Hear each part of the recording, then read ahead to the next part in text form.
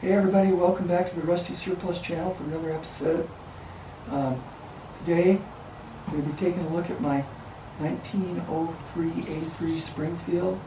It's a Remington that I got from the CMP back in 2002. And I also got this one. This is just a regular 03 Springfield back then. I also got a M44, Mossberg M44 US 22 rifle from the CMP, and I did a video a long time ago on that, and that's up here. But anyway, I wanted to show this, show this off because it's a real beauty, considering it came back from Greece and the Greek military in 1947. President Harry Truman sent the Greek military thousands and thousands of Springfields and all kinds of gear, and in 2002 we got them back from the Greek military, and that's when the CMP was selling them. But this particular rifle, the date on it was, the manufacturing date was March, April 1943. Barrel is Remington Arms 744, and when we sent these rifles over to the Greek military, they stamped the last four numbers and the serial number in here, and they force matched right here on the bolt, so the bolt didn't get separated from the rifle. And same thing with the stock. But which is good, of course. But anyway, I took it out to the range back in 2002, and I shot it. Everything seemed to be okay. I brought it home, ran a patch down the bore, and the patch came out like green, like this copper fouling stuff. And but anyway, I don't know what happened. This is many, many years later. This is 2024 now. I put this in the closet, in the safe, and just recently I took it out and said, well, I'm going to clean the bore of that and get that copper fouling out of there. So anyway, I took it out to the range, put a couple rounds through it just to warm up the barrel, and I was going to come home and start on that. Anyway, I put a round in there, shot it, pulled it back, and the empty casing was just sitting there.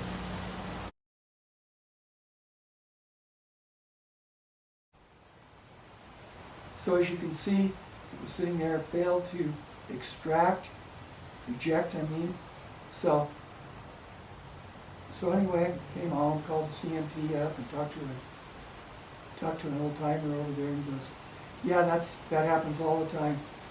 People separate the barreled action from the stock. That slips out. The ejector slips out because it just has a pin in there. It's not staked. It's not anything, which I'll get to. Here, I'll show you what I mean here. But I'm also going to show you some of the markings and everything on the rifle, and how the ejector works and everything else. So hang on for that. And I think this is the original stock. It's got the Frank J. Atwood right there, stamped when it was out of the factory new. And then it has been rebuilt. Here's the rebuild mark right there. Rock Island Arsenal, EB. Elmer something. I don't want to butcher his name, but so it was built after the war, rebuilt after the war. The stock is in really good shape.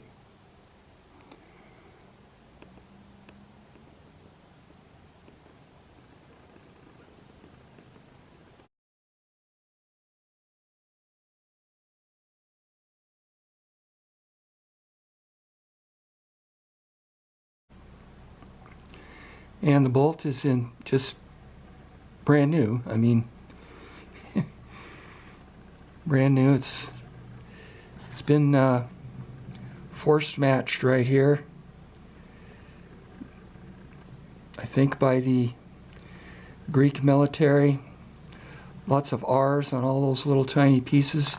I've never really taken it apart yet or anything, but doesn't really need to, so.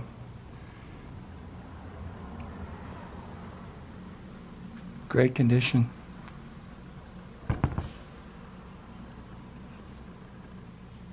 Okay, I've got the barreled action taken out of the stock. While we have it out, we'll take a look down the barrel. Barrel bands, both barrel bands and the bayonet lug have a small R on them. Original parts, which is really nice. But what we're really looking at is where the ejector goes. It's right there.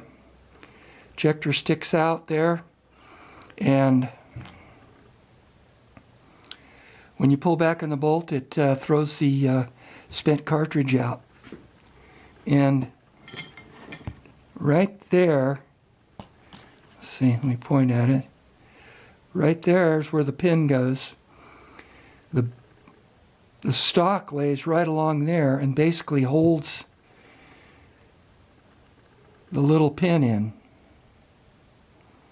That's all there is to it. There's no threads on there or anything. It's just a little pin.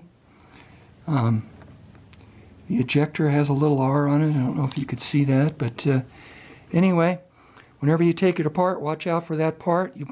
You might find it laying on the floor or something. So just a little tip for you. Yeah, here's the ejector pin right here. You can see it moving a little bit. It just free floats in there. And actually the stock, when you put the barreled action back in the stock is holding it in from falling out right along here. So when you do take the barreled action out, maybe it'll come out, maybe it won't, but it sure did on mine.